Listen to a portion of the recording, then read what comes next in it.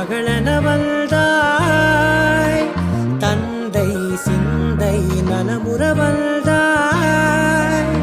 நீயே லோகம் என்று ஆனாய் பெண்ணே, என்னை வாழும் தெய்வம் நீதான் கண்ணே. பெற்றது நானா இல்லை உன் மகனே நானம்மா. தாயே தாயே மகளென